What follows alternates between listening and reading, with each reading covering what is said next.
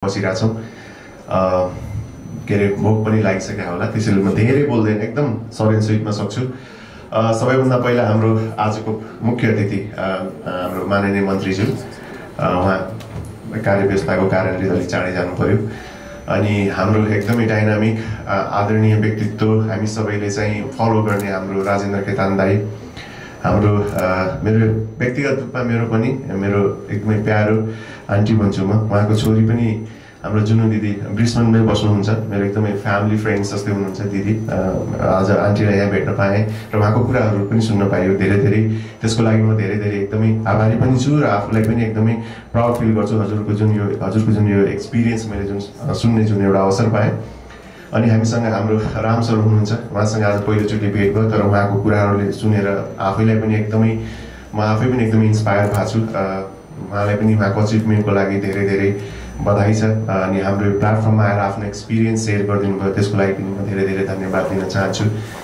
मेरो सबै हाम्रो आइएसीको कार्य समितिका साथीहरू हुनुहुन्छ, हाम्रो भाइस प्रेसिडेन्टज्यूहरू, हाम्रो एक्जिक्युटिभ मेम्बर्स, अनि त्यसपछि महासचिवज्यू, हाम्रो के अरे जापानबाट एक्जिक्युटिभ मेम्बरज्यू आउनु भएको छ, अनि हाम्रो नेपालको कोअर्डिनेटरज्यू, हाम्रो भर्खरै अहिले बागमती प्रदेशबाट जुन एउटा नयाँ टिम गठन भएको छ, उहाँ सबै कार्य समितिका साथीहरू, बागमती टिमको, अनि त्यसै गरी अरू अन्टरप्रेन्योर साथीहरू पनि आउनु भएको छ। हजुर सबैलाई यहाँ स्वागत पनि गर्न चाहन्छु र यति आफ्नो धैर्य धारण गरेर यहाँ बसिदिनु भयो, कुराहरू सुनिदिनु भयो, यसको लागि हजुर सबैलाई म धन्यवाद पनि भन्न चाहन्छु। मैले फिनेको बारेमा धेरै भनिराख्नुपर्छ जस्तो मलाई लाग्दैन। हाम्रो अगाडिको वक्ताहरूले फिने हाम्रो संस्थाको बारेमा भनेर गइसक्नु भएको छ। यो आजभन्दा लगभग 8-10 वर्ष अगाडि मैले एउटा कन्सेप्ट सोचेको थिएँ। त्यो कन्सेप्ट मैले साथीहरूलाई सेयर गर्दै गएँ र साथीहरूले यसमा साथ दिँदै जानुभयो। एउटा साथी, दुईवटा साथी गर्दै गर्दाखेरि चाहिँ आज हामी यो सबै यसरी चाहिँ फ्यामिलीहरू एउटा बढ्दै गएको छ र हरेक धेरै देशहरूमा चाहिँ हामी एक्सपान्सन हुँदैछौँ र हुने जाने क्रममै छौँ। हाम्रो एउटा मात्रै उद्देश्य भनेको विदेशमा बस्ने र अहिले देशमा पनि बस्ने नेपाली युवा उद्यमी साथीहरूको एउटा प्लेटफर्म बनाउने, उहाँहरूको बिचमा भएको आइडियाहरू सेयर गर्ने, एक्सचेन्ज सेयर गर्ने, कलेक्टिभ इन्भेस्टमेन्टमा काम गर्ने, अनि उहाँहरूले एकअर्कालाई कसरी सहयोग गर्न सकिन्छ। यहाँ अहिले अस्ट्रेलियामा बस्ने साथीले भोलि गएर चाइनामा बिजनेस गर्न चाहन्छ होला, चाइनामा बिजनेस गर्ने साथीहरूले भोलि गएर जापानमा बिजनेस गर्न चाहन्छ होला, र नेपालमा बस्ने साथीले भोलि अस्ट्रेलियामै बिजनेस गर्न चाहन्छ होला। उहाँहरूलाई कसरी फेसिलिटेट गर्ने, उहाँहरूलाई कसरी जोड्ने भन्ने नै यो संस्थाको चाहिँ एउटा मूल उद्देश्य हो। धेरै साथीहरूले अहिले कम्बाइन्डली काम पनि गरिसक्नु भएको छ। हजुरहरूलाई कुनै पनि बिजनेसहरू अस्ट्रेलियामा गर्न मन छ, त्यहाँ रजिस्ट्रेसन के छ, त्यहाँको कानुनी प्रक्रिया के छ, त्यहाँको ट्याक्सको रुल्स रेगुलेसनहरू के छ, ती सबै कुराहरूमा चाहिँ यो संस्थाले फेसिलिटेट गर्छ, कनेक्ट गराइदिन्छ, राइट म्यानसँग चाहिँ कनेक्ट गराइदिन्छ। त्यो नै एउटा यो संस्थाको मेन उद्देश्य हो। अब अहिले हामी नेपालमा पनि हामी हरेक प्रदेशमा बढ्दै गइरहेछौँ। नेपाली सामानहरूको मैले यहाँ धेरै साथीहरू अहिले कार्य समितिमा पनि हुनुहुन्छ। यति इनोभेटिभ आइडियाहरू चाहिँ, यति राम्रो प्रडक्टहरू बनाउनु हुँदो रहेछ। यहाँ यो कुराहरूलाई हामी कसरी बाहिरको देशहरूमा चाहिँ हामीले ब्रान्डिङ गर्न सक्छौँ होइन। प्रडक्ट त जहाँ पनि त्यही हो। अस्ति यहाँहरूले सुन्नुभयो होला, के अरे गुचीको ब्यागहरू, त्यस्तो ब्रान्डेड ब्यागहरू चाइनामा चाहिँ जुन बाहिर 30,000 40,000 डलरमा बिक्ने ब्यागहरू चाइनामा हिजोको दिनमा चाहिँ 2,000-3,000 पर्छ भनेर उनीहरूले टिकटकमा अस्ति त्यही देखाइरहेको थियो होइन। भनेपछि प्राइस प्रडक्ट सेम नै हो, तर भ्यालु भनेको त्यसको अगाडि जुन लोगो आउँछ त्यो लोगोको मात्रै भ्यालु हो।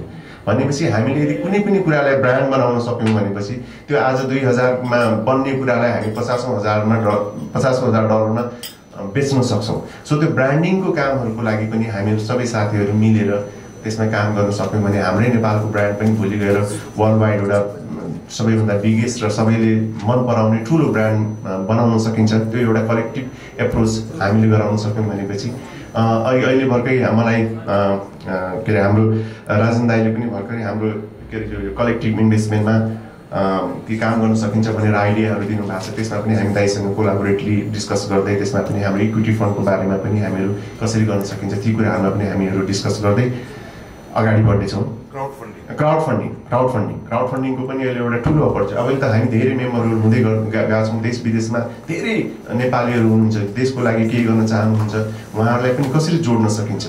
हुनसक्छ के अरे विदेशमा कमाएको उहाँहरूसँग धेरै पैसा छैन होला, तर उहाँहरूले कमाएको 10,000 डलर 20,000 डलरले पनि यहाँ हाम्रो एउटा चाहिँ राम्रो क्याफे खोल्न सकिन्छ। त्यो क्याफेले भोलि 5जना 10जना नेपालीलाई रोजगार दिन सकिन्छ।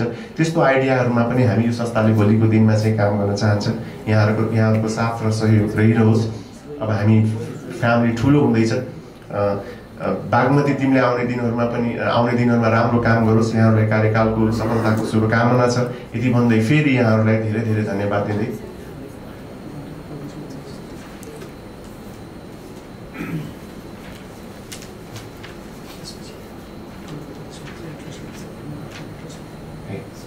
अनि के अरे एउटा गण्डकी प्रदेशको पनि हामी चाँडै टिम घोषणा गर्दैछौँ।